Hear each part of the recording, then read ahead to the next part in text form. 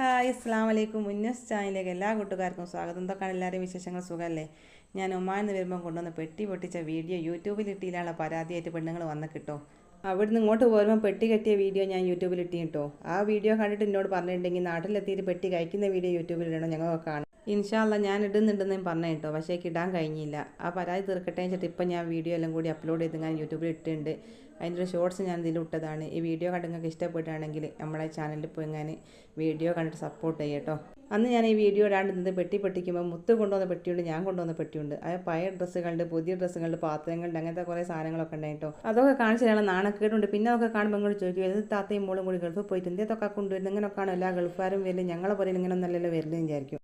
ഇന്നെപ്പോലത്തെ പെണ്ണുങ്ങളൊക്കെ ഗൾഫിൽ പോയിക്കുകയാണെങ്കിൽ മക്കളെ, നമ്മളവിടെ റൂമിൽ ഉപയോഗിക്കാൻ വേണ്ടി വാങ്ങുന്ന സാധനങ്ങളൊക്കെ ഉണ്ടാവില്ല, കിച്ചണിലേക്കുള്ള വാങ്ങുന്ന സാധനമൊക്കെ തിരിച്ച് പോരുന്നല്ലോ അതവിടെ വെച്ച് പോരാൻ തോന്നില്ല. തിരിച്ച് കൊണ്ടുവരാനാണ് ലഗേജ് കൊള്ളില്ല.